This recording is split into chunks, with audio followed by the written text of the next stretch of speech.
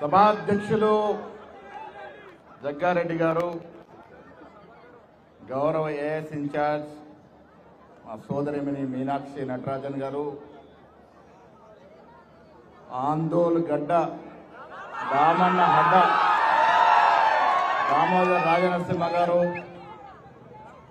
వివేక్ వెంకటస్వామి గారు, మంత్రులు పొన్నం ప్రభాకర్ గారు, పార్లమెంట్ సభ్యులు సురేష్ శెట్కర్ గారు, శాసనసభ్యులు సంజీవ్ రెడ్డి గారు, త్రిష గిరిజ గారు, డిసిసి అధ్యక్షులు ఆంజనేయులు గారు, పిసిసి శ్రీనివాస్ గౌడ్ కాటా గారు, సంగమేశ్వర్ గారు, ఇక్కడ incharge vice president Mirza Nawab గారు, ఇన్ఛార్జ్ ప్రధాన కార్యదర్శులు, అదేవిధంగా రాజ్ ఠాకూర్ గారు, నాయక్ గారు, వేదిక పైన పెద్దలందరికీ, మెదక్ జిల్లా కాంగ్రెస్ నాయకులందరికీ, మీ అందరికీ, పత్రికా మిత్రులకి నమస్కారాలు. ఈ ప్రభుత్వం మీ ఆశీర్వాదం వల్ల వచ్చిన ప్రభుత్వం. మీరందరూ ఆశీర్వదించి ఓటేస్తే వచ్చినటువంటి ప్రభుత్వం. రేవంత్ రెడ్డి గారు ముఖ్యమంత్రిగా మీ అందరి సహకారంతో ముఖ్యమంత్రి పీఠాన్ని ప్రయత్నిస్తున్నటువంటి సందర్భం. మిత్రులారా, చాలా సందర్భాల్లో చెప్తాను, 10 ఏళ్ల గడిల పాలనని అంతమొందించి ప్రజాపాలన నడిపే కాంగ్రెస్ పార్టీని ఎన్నుకోవాలని తహతాలాడి ప్రభుత్వాన్ని తీసుకొచ్చిన మీ అందరికీ కూడా చేతులెత్తి నమస్కారం చేస్తా ఉన్నాను. మిత్రులారా, వాళ్ళ పాదయాత్ర చేపట్టడానికి కారణం గాంధీ మహాత్ముని మొదలుకొని మొన్న రాహుల్ గాంధీ చేసిన భారత్ జోడో వరకు పాదయాత్రలు కాంగ్రెస్ పార్టీ సంస్కృతిలో ఒక భాగం. ఇలా మీరు అడగొచ్చు, ప్రతిపక్షాలు అడగొచ్చు, అధికారంలో ఉన్నారు, పాదయాత్రలు ఎందుకు చేస్తా ఉన్నారని. అధికారంలో ఉన్నప్పుడే పాదయాత్ర అవసరం. దానికి కారణం పాదయాత్రల వల్ల మేము మీ చెంతకు చేరుకునే అవకాశం ఉంటుంది, మీరు చెప్పే మాటలు వినే అవకాశం ఉంటుంది.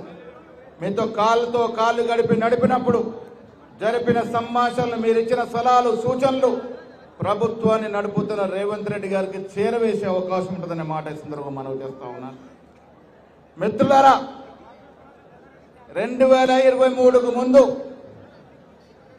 మా అధినాయకులు సోనియా గాంధీ గారు, ఖర్గే గారు, రాహుల్ గాంధీ గారు, ప్రియాంక గాంధీ గారు అందరూ కూడా తుక్కుగూడ సభలో ఇచ్చిన వాగ్దానం 6 గ్యారెంటీలు, 42% రిజర్వేషన్ ప్రజలు నమ్మి ఓటేసినారు. కారణం సోనియా గాంధీ గారు ఒక మాట ఇస్తే మాట నిలబడతారని తెలంగాణ ఇచ్చిన సందర్భంలో గుర్తుపెట్టుకున్న ప్రజలు తెలంగాణలో కాంగ్రెస్ పార్టీ తీసుకురావాలి, సోనియా గాంధీ గారి మాటలు నమ్మాలని కాంగ్రెస్ పార్టీ అధికారం తీసుకొచ్చినారు. రేవంత్ రెడ్డి గారు ముఖ్యమంత్రిగా, బట్టి విక్రమార్క ఉప ముఖ్యమంత్రిగా అధిరోహించినారు. 20 మాసాల పాలన మిత్రులారా, గత 10 ఏళ్ల పాలనలో ఒకసారి పోల్చుకుందాం. ఈ ఆందోళన ప్రాంతంలో ఎంతమంది ఇళ్లలో ఉద్యోగాలు వచ్చాయో ఒక్కసారి చేతులు లేపస్తున్నా నేను కోరుతా ఉన్నాను. ఉద్యోగాలు ఎవరికి వచ్చాయి? కేసీఆర్కి ఉద్యోగం వచ్చింది, హరీష్ రావుకు ఉద్యోగం వచ్చింది, కేటీఆర్కు ఉద్యోగం వచ్చింది, కవితకు 2 ఉద్యోగాలు వచ్చాయి, సంతోష్ రావుకు ఉద్యోగాలు వచ్చాయి. రాష్ట్రం కోసం ప్రాణాలు ఇచ్చిన మన బిడ్డలకు మాత్రం ఉద్యోగాలు రాలే.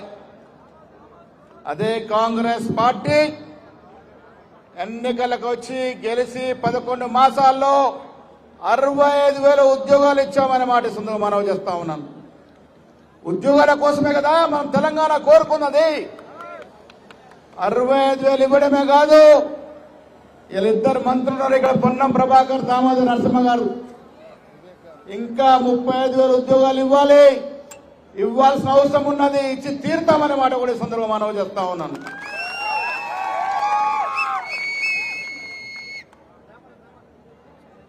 ఇందిరమ్మ ఇల్లు ఇస్తా ఉన్నాం,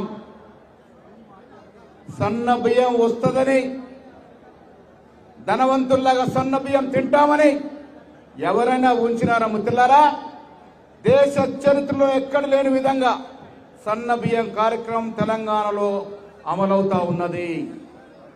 ఇందిరమ్మ ఇళ్లకు భూమి పూజలు చేస్తా ఉన్నాం.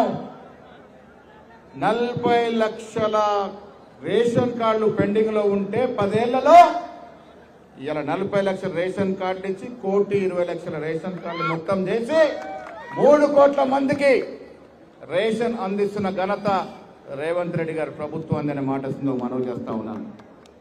సంక్షేమం కాదు, అభివృద్ధి బాట. విద్య, వైద్యం ఆధునికనిస్తా ఉన్నాం. దామన నేత్రంలో పిహెచ్యు నుండి నిమ్స్, ఉస్మానియా వరకు ఆధునికరణ చేస్తా ఉన్నాం. కేసీఆర్ సమయంలో ఎవరు బాగుపడ్డారు? ఏ ఆసుపత్రులు బాగుపడ్డాయి? పేర్లు చెప్తారా?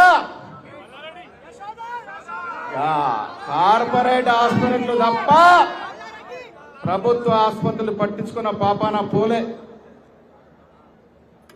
అంతా కూడా ప్రైవేట్ వ్యక్తుల పరం చేసిన పాపాన పోయిండు కేసీఆర్. అందుకే పాపాలు జరిగి ఫామ్ హౌస్ కి పరిమితమైనాడు. మీ జిల్లా నాయకుడు హరీష్ రావు గారు 6 అడుగులు ఉంటాడు, నోరెప్పితే అబద్ధాలు చెప్తా ఉన్నాడు. బనకచెర్ల ప్రాజెక్టు కట్టడమైంది ఆంధ్ర ప్రాంతంలో. ఎవరి చేతకానితనం వల్ల కట్టింది? హరీష్ రావు కాదా? హరీష్ రావు కేసీఆర్ సంతకం పెడితే మనకు రావాల్సిన నీటి వాటా తాకట్టు పెడితే ఇలా బనకచెర్ల నిర్మాణం అయింది. మన ఆటా ఎత్తుకో ప్రమాదం ఉంది. ఇలా లోకేష్ మాట్లాడుతూ ఉన్నాడు కేసీఆర్ యొక్క మంచితనం గురించి. రేవంత్ రెడ్డి గారు, మేము మీ ద్వారా తెలంగాణ ప్రజలకు చెప్తా ఉన్నాం, ఒక్క నీటి చుక్క బొట్టు కూడా పోనీయము. మీరు తాకట్టు పెట్టిన నీటిని వెనక తీసుకొచ్చే ప్రయత్నంలో రేవంత్ రెడ్డి సర్కారు ఉందనే మాట చెప్తా ఉన్నాను. హరీష్ రావు గారు అబద్ధాలు ఆడుతూ ఉన్నారు, సంతకాలు పెట్టినారు, ఇలా ఏం తెలియనట్టు మాట్లాడుతూ ఉన్నారు. మిత్రులారా, రాజకీయాల్లో ఒక నిబద్ధత ఉండాలి, ఒక స్టాండర్డ్స్ ఉండాలి. రోజు ఆడిన అబద్ధం ఆడకుండా ఈ రాష్ట్ర ప్రజల్ని మోసం చేసి 10 ఏళ్లు పాలించినటువంటి కేసీఆర్ ఒక దూరదృష్టి లేకుండా 10.5 లక్షల కోట్ల అప్పులు ముంచేస్తే ఇలా నెలకి 6,000 ఏమన్నా 6,500 కోట్లు వడ్డీ అసలు కడతా ఉన్నాం. ఎవరు చేసిన పాపం అది? కేసీఆర్ చేసిన పాపానికి మనం వడ్డీ కడతా ఉన్నాం. ఇంత కడుతూ కూడా కాంగ్రెస్ ప్రభుత్వం అంబులెన్స్ పోనీయండి అమ్మా, అంబులెన్స్ దారి ఇవ్వండి, అంబులెన్స్కి దారి ఇవ్వండి అమ్మా, దయచేసి రామ్మా, ముందుకు రామ్మా.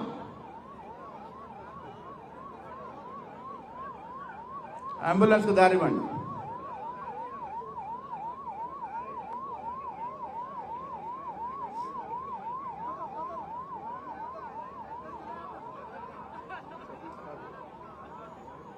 అంబులెన్స్ ఎప్పుడు వచ్చినా ఎంత పెద్దవారమైనా దారివ్వాలి, అది పద్ధతి.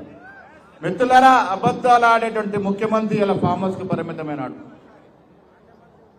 కవితమ్మ ఏ పార్టీలో ఉంది? వల్ల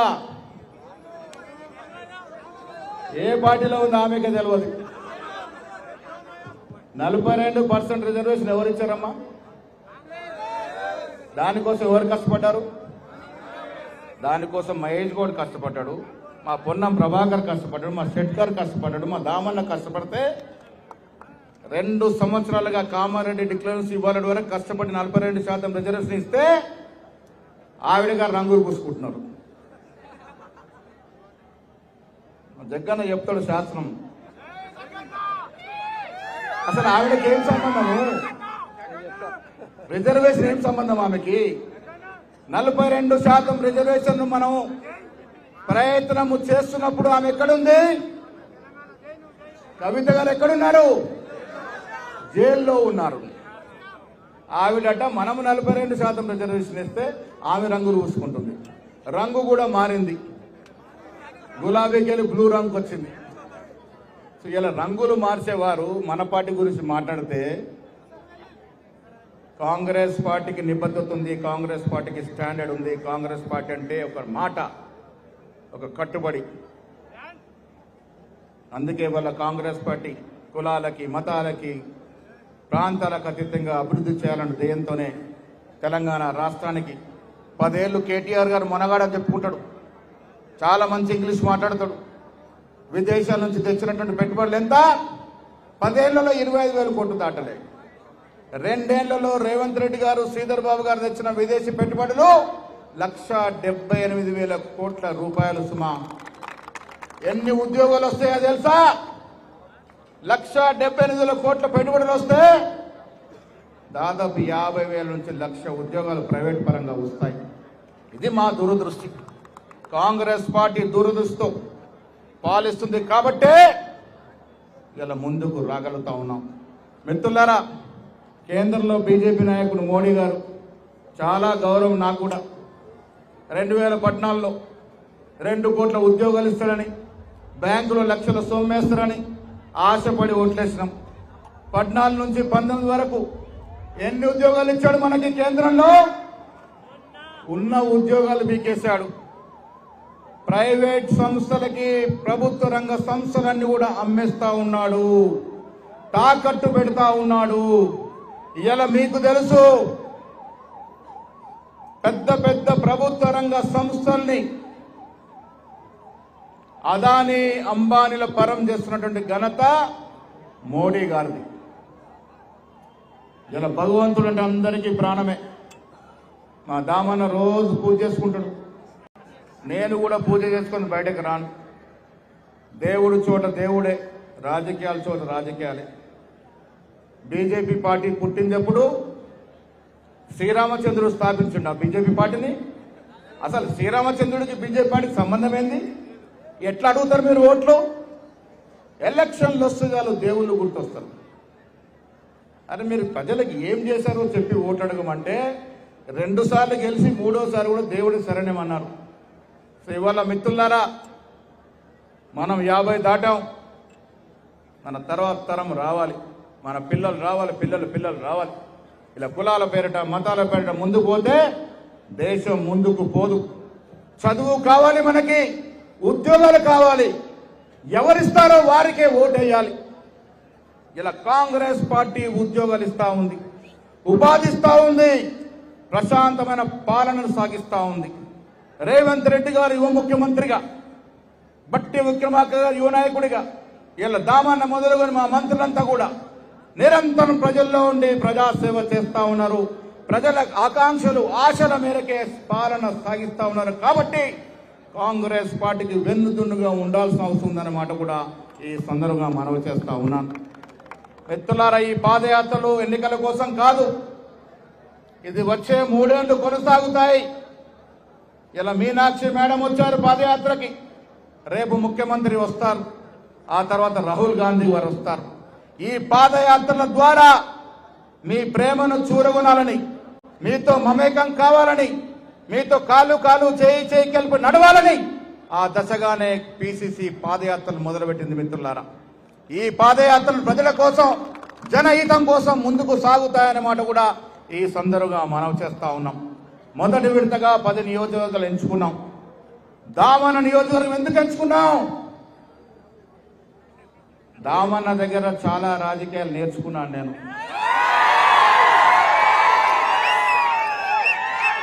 నేను ఎన్ఎస్ఏ రాష్ట్ర అధ్యక్షుడిగా ఉన్నప్పుడు 90లో మొదటిసారి ఎమ్మెల్యేగా ఎన్నికైనారు. 89లో సుధీర్ కుమార్ గారు యూత్ కాంగ్రెస్ ప్రెసిడెంట్, నేను ఎన్ఎస్ఏ ప్రెసిడెంట్. మా ఇద్దరు కూడా రాజకీయ ఓనామాలను ఎక్కించినటువంటి భీష్మ పితామహుడు దామన్న. అందుకే ఆందోళనకు వస్తామని చెప్పాము.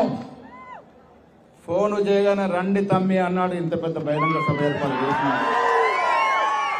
అందుకే అన్న, ఆందోళన గడ్డ, రామన్న హడ్డ, ఈ హడ్డ పర్మనెంట్ హడ్డ. మా త్రిష కూడా యాక్టివ్గా పొలిటిక్స్ చేస్తా ఉంది. మహిళా నాయకత్వం కావాలి. మా నాయకురాలు ఎవరు? ఢిల్లీలో సోనియా గాంధీ గారు, ప్రియాంక గాంధీ గారు, మీనాక్షి గారు. మహిళల నాయకత్వం కావాలి కాబట్టే ఇలా త్రిష ముందుకొస్తా ఉంది, మా గిరిజ ముందుకొస్తా ఉంది. మహిళలు కావాలి. నెక్స్ట్ అసెంబ్లీ ఎన్నికల్లో 1/3 మహిళలు శాసనసభ్యులు అవుతారు. మహిళలు ప్రపంచంలో సగభాగం. అమ్మ అయిన మహిళే, చెల్లి అయిన మహిళే, భార్య అయిన మహిళే. మహిళలు ఆదరించుకోవడం కాంగ్రెస్ పార్టీ సంస్కృతి. ఇందిరాగాంధీ నాయకత్వంలో పనిచేశాం. The iron lady of world, ఉక్కు మహిళ నాయకత్వంలో పనిచేశాం. సోనియా గాంధీ గారి నాయకత్వంలో పనిచేశాం. ఇలా ప్రియాంక గాంధీ నాయకత్వంలో పనిచేస్తున్నాం. మనకు అండగా మీనాక్షి గాంధీ గారు ఉన్నారు. ఇక్కడ మీనాక్షి గారు ఎవరో కాదు, గాంధీ కుటుంబంలో ఒక సభ్యురాలు. గాంధీ మార్గంలో నడిచేటటువంటి మీనాక్షి గాంధీ గారు కూడా మనతో ఉన్నారు అనే మాట ఈ సందర్భంగా మనవి చేస్తూ, రామన్న మాటలు వినాలి, అనుభవంతో ఉన్నటువంటి మాటలు వినాలి. ఇంకా చాలా విషయాలు చెప్పాల్సి ఉన్నా నాకు కూడా దామన్న మాటలు వినాలని ఉంది. కాబట్టి మీ అందరికీ మరొకసారి ఇంత పెద్ద ఎత్తున పాదయాత్రలో పాల్గొని కాంగ్రెస్ పార్టీకి వెన్నుదున్నుగా కూర్చున్నటువంటి మీ అందరికీ ధన్యవాదాలు తెలియజేస్తా ఉన్నాను. మిత్రులారా, 42% రిజర్వేషన్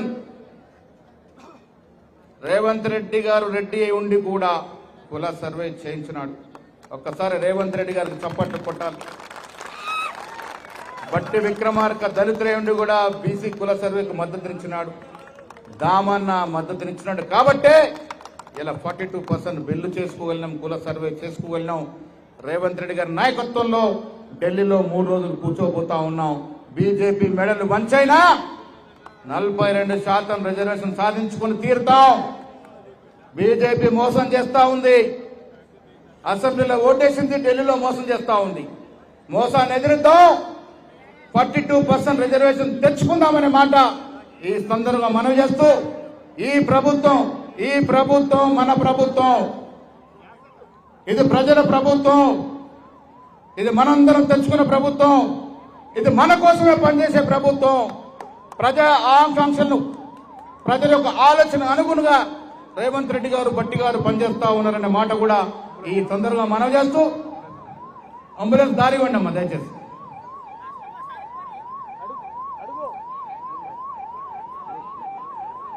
దారి ఇవ్వండి అమ్మా, దారి ఇవ్వండి.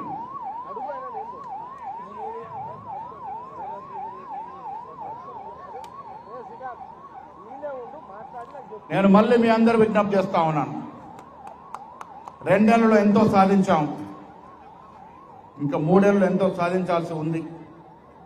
రేవంత్ రెడ్డి గారు, బట్టి గారు, నేను, దామన్ అందరం కూడా కలిసికట్టుగా ఐక్యమత్యంతో ముందుకు పోతా ఉన్నాం. కారణం, ప్రజలు మమ్మల్ని ఐక్యంగా ఉండి ప్రజల అవసరాలను తీర్చుకున్నారు. కాబట్టి మేము ఐక్యంగా ఉంటాం, మీ మద్దతుతో ముందుకు పోతాం. 3 ఏళ్లలో ఇవ్వాల్సింది ఇచ్చి మీతో శబాషి అనిపించుకొని 100 సీట్లు వచ్చే ఎన్నికల్లో గెలుచుకుందామనే మాట ఈ సందర్భంగా మనవి చేస్తూ సెలవు తీసుకుంటా ఉన్నాను.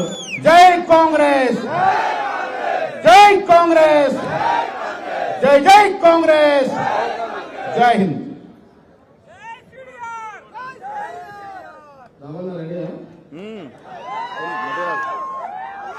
मैडम एक बात बोलना चाहता हूँ. अरे मैडम, अब तो अपन तो हुकूमत है, पुलिस वाले हुकूमत है बोल के यहाँ को आराम से ठहर गए. वो 10 साल था, वो 10 साल अपोजिशन में थे. मगर एक बात बोल सकते हो, अगर हम अपोजिशन में 10 साल में ये जिससे में अगर दामन